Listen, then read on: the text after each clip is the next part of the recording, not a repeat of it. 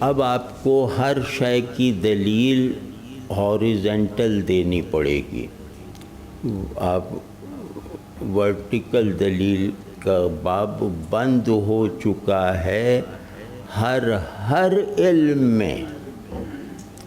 مطلب صرف اب سائنس وغیرہ نہیں ہے، بلکہ اگر آپ جا کے دیکھیں جو تجدد ہمارے یہاں پھیل رہا ہے وہ اسی بنیاد پہ ہے کہ چیز کو چیز سے جوڑو، ان کی سطح تصدیق ایک ہونی چاہیے. یعنی مصدق اور تصدیق یافتہ ان کی سطح وجود ایک ہونی چاہیے.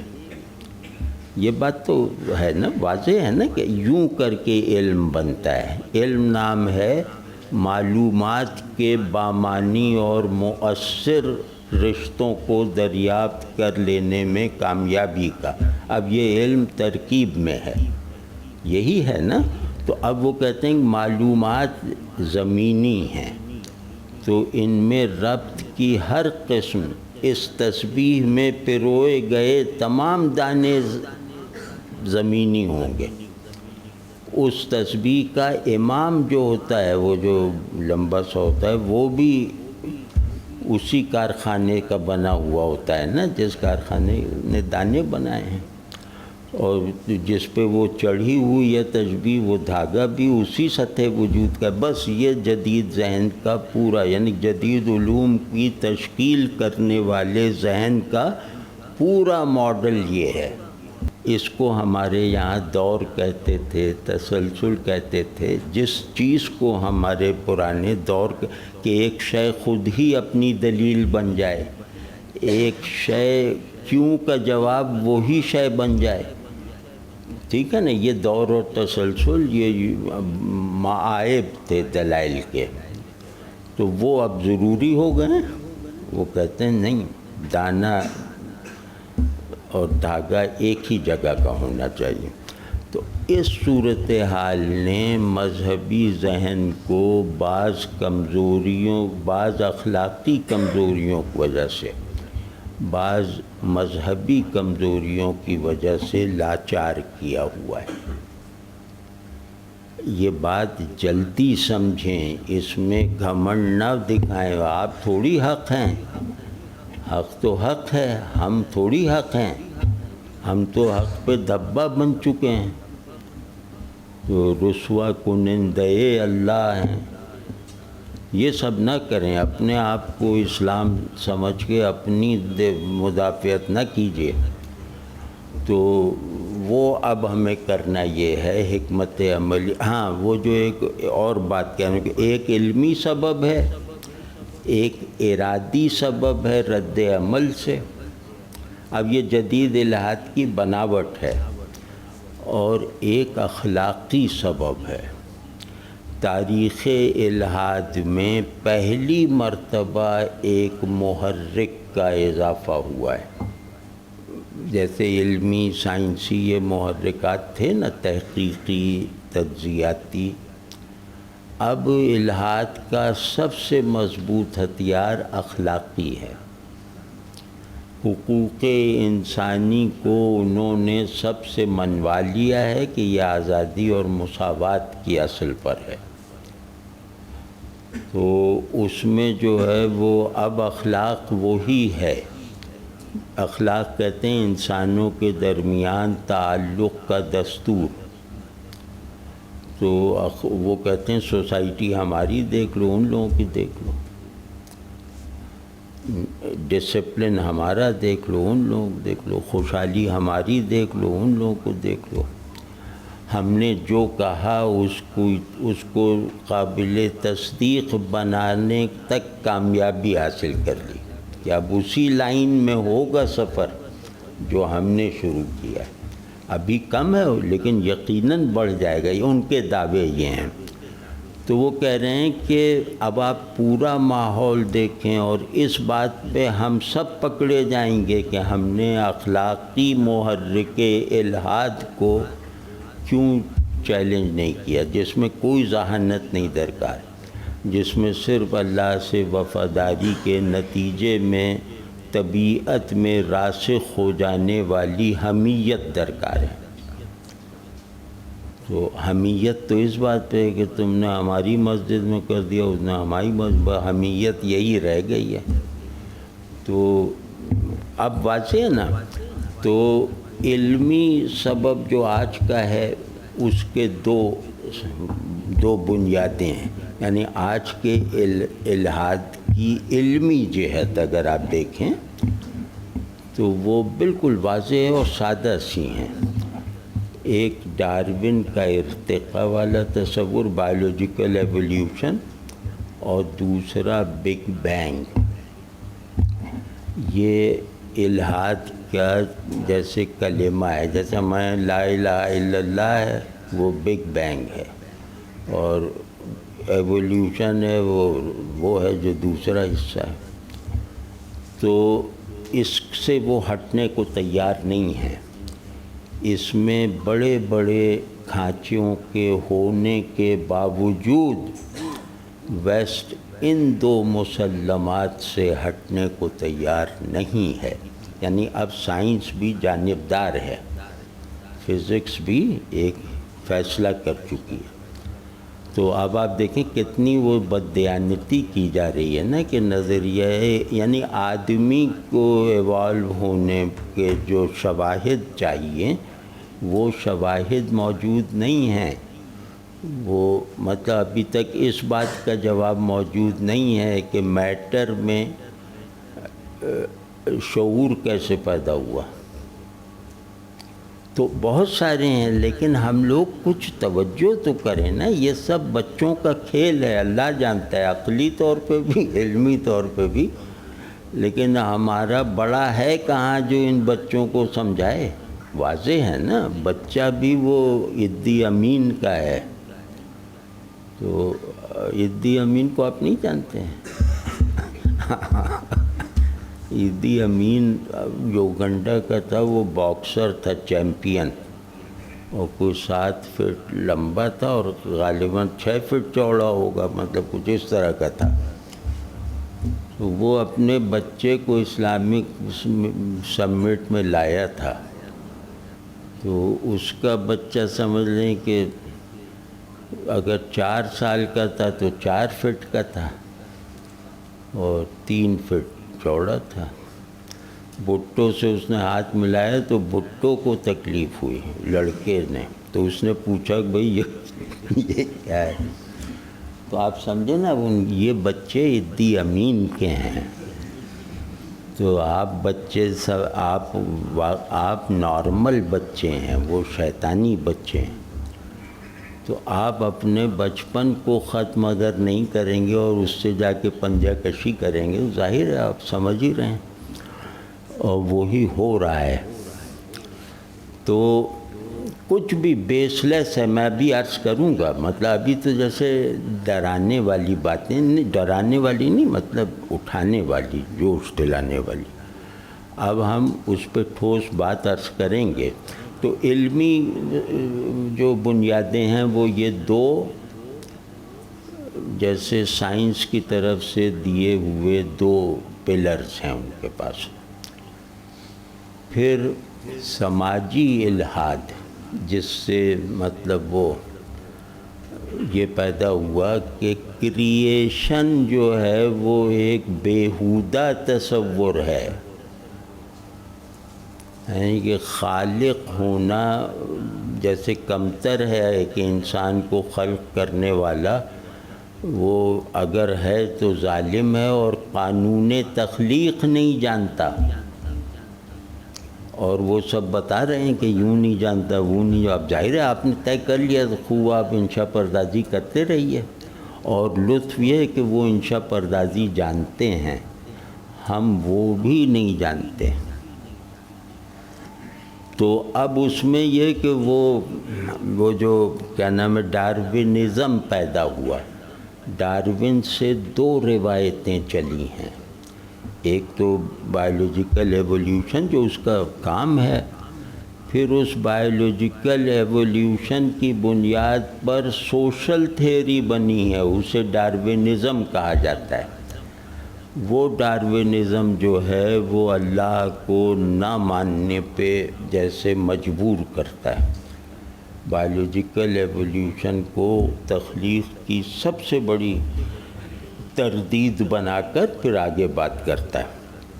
پھر اس نے انسان کا اپنی نظر میں جو وقار تھا، انسان کا اپنے فرائض کے بارے میں جو ایک بندگی کا یا بڑا تصور تھا، اس کو اس نے کل کر دیا.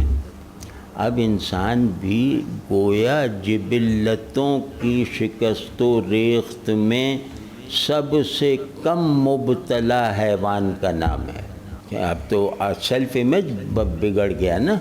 تو جہاں سیلف امیج جو ہے وہ ٹرانسینڈنس کے ساتھ نہ ہو، صاحب شعور وجود کا لازمی وہ وظیفہ ہے کہ اس کا سیلف بھی اور اس کی سیلف کانشسنس بھی ٹرانسینڈنس کے ساتھ ہوگی. یعنی میں ہونے سے بلند ہو کر ہی اپنا میں ہونا ایکسپیرینس کروں گا. یعنی میں اپنے آپ کو پرسن کی جگہ نو کا سمبل بنا کر اپنے درجۂ علم اور وجود دونوں کو بلند کروں گا. اسی طرح خدا کے ریفرنس سے میں اپنے آپ کو وجود کے مادی جبر سے نکالوں گا. اس میں فنا ہوتے ہوئے بھی میرا فنا ہونا میرے اس دعوے کی تردید نہیں کر پائے گا. وہ آخرت کا تصور، یہ وہ سب بہت مضبوط جگہ پہ ہم کھڑے ہیں. تو سیلف ریسپیکٹ آدمی کی ختم ہو گئی ڈاروینزم میں. تو وہ آپ دیکھ رہے ہیں یہ جو جینڈر پزلز بن گئے ہیں نا آج، یہ ڈاروینزم کا نتیجہ ہے. یہ اس کا سبب پیچھے ہے.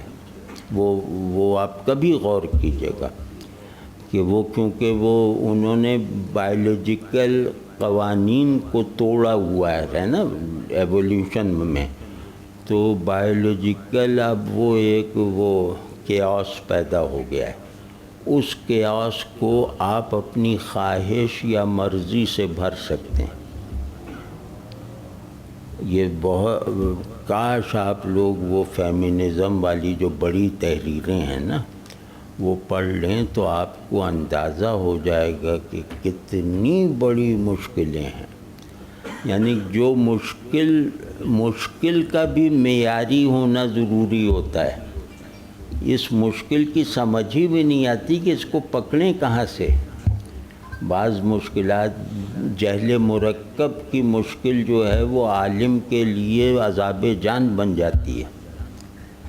یعنی کہ سمجھنے کے التباس کے ساتھ ناسمجھی کو دور کرنے کی کوشش کسی عالم سے، یہ اس کے لیے اس کی سمجھ ہی نہیں آتا. میں اس میں غلطی ہونے کی بھی جو جہت ہے وہ بھی کرپٹ ہو گئی ہے. تو اب آپ اس بات کو، دوسرا یہ کہ انہوں نے کیونکہ مذہب شرف انسانی پر اصرار کرتا ہے، مذہب آزادی کے جبلی ورژن کو یعنی کہ رد کرتا ہے. مذہب جو ہے اور کچھ چیزیں جو تصور انسان جو مذہب سے پیدا ہوتا ہے اس میں ڈاروینزم یا جو بھی جدید ان کی جدید یوں کہہ لیں کہ زندگی کے جو نئے سانچے بنائے انہوں نے، اس میں اللہ کا دیا ہوا آئیڈیا آف مین وہ کہیں نہیں کھپتا. تو اس بلندی آدمیت سے انہیں محرومی ختم کرنے کا احساس، محرومی نہ ہونے کا احساس دلانے کے لیے انسانی حقوق کا چارٹر جو ہے وہ تصنیف ہوا. اب یہ میں توڑ کے کہہ رہا ہوں، یہ آپ لوگ خود اس میں ترتیب، یہ تاریخی باتیں ہیں، یہ اس میں وہ نہیں ہے. تو اب ہوا یہ ہے، قصہ مختصر یہ کہ ہم الحاد کے بڑے بڑے اسباب ہم نے دیکھے، لیکن جو سب سے کارگر سبب ہے، جو اس کی مقبولیت کا بڑا سبب ہے وہ ہے اخلاقی، کہ خدا کو ماننے کے بعد آدمی آفاقی اخلاق کے معیار پہ زندگی نہیں گزار سکتا. یعنی قرآن کو پڑھنے سے ممکن ہی نہیں ہے نعوذ باللہ کہ کوئی آدمی مہذب ہو سکے، اچھے اخلاق والا ہو سکے. آپ معلوم ہے کہ ایک ملحد نے عالم سے کہا کہ بھئی قرآن تو مجھے لگتا ہے کہ بچوں سے چھپانا چاہیے، ان کی نفسیات بگڑ جائے گی. اب اس پہ غصہ کرنا الگ بات ہے، لیکن غصہ کرنا کافی نہیں ہے، آپ کو بتانا ہوگا. آپ سمجھیں اس میں یہ کہ اللہ کے غلبے کے لیے استعمال کی جانے والی قوت کو انہوں نے غیر انسانی اور بہیمانہ ہونا باور کروا دیا ہے پچھلی جنگوں کی روشنی میں. اور وہ مطلب ایک میٹھی سی زندگی بے پرواہی کی اگر ہے تو اس میں اگر آپ مجاہدانہ رویے ڈالنا چاہیں یا مجاہدانہ قدریں اس میں داخل کرنا چاہیں تو ظاہر ہے یہ بہت ہی مشکل کام ہے. تو وہ لوگ گویا لذت اور سہولت اور آزادی کے مفروضے کی نیند سوئے ہوئے ہیں، تو انہیں اس سے جگانا ایک سخت کوش بیداری کے لیے یہ بہت مشکل کام ہے. تو الحاد کا بنیادی سبب یہ ہے کہ اللہ کو ماننے سے ان کا مزہ کرکرا ہو جاتا ہے، اور وہ اس کے ثبوت میں ہمیں پیش کر دیتے ہیں. دیکھیں نا ہمارے پاس کہنے کو ان کے لیے تو اتنا ہے کہ وہ اخلاق کا نام لینا چھوڑ دیں، سمجھ رہے ہیں نا آپ. لیکن یہ کہ مجبوری یہ ہے کہ ہمیں کھڑا کر دیتے ہیں. یہ دیکھو یہ کس پہلو آدمیت کے کس پہلو سے یہ مکمل ہے، اور آدمی کا تصور انہوں نے یونیورسٹی کالج میں آپ سے منوا رکھا ہے. تو اب ہم کہاں جائیں؟ تو اب اس کا جو ہے اس میں حکمت عملی جو ہے وہ تو میں عرض کرتا ہوں کہ پہلے حکمت عملی یہ سبب اشد جو ہے ان کا، اس میں عرض کرتا ہوں کہ اگر آپ نے ایک معیاری معاشرت نہ بنائی تو الحاد نہیں رک سکے گا آپ کی اپنی سوسائٹی میں. تو اس میں جو سب سے پہلا ہے نا، دو کام ہمیں کرنے ہیں فوری طور پہ، اور وہ یہ کہ معاشرتی ہم آہنگی، یعنی ایک اچھا معاشرہ رسول اللہ صلی اللہ علیہ وسلم کے دکھائے ہوئے ماڈل کے مطابق وہ دکھائیں جو غیر مسلموں کے لیے بھی باعث برکت ہو. اس معاشرت کو غیر مسلم اسی طرح سمجھیں جیسے حضرت عمر جب وہ ایران کی مہمات چل رہی تھیں تو عراق کے ایک حصے کو آپ نے فرمایا کہ یہ صرف رومن امپائر کو واپس دے دیا جائے، اور ان سے حکم دے دیا کہ جزیہ ہم نہیں لیتے تم سے، ہماری توجہ اس طرف ہے، تو آپ لوگ رومن امپائر میں ہی چلے جاؤ جہاں سے ہم نے فتح کیا ہے. تو ان کا وفد روتا ہوا آیا گورنر جو وہاں مقرر تھے کہ ہم آپ کی فوج میں شامل ہونے کے تیار ہیں، ہمیں اپنوں کے سپرد نہ کیجیے.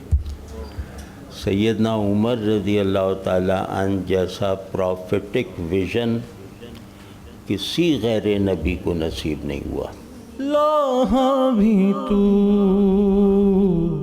قلم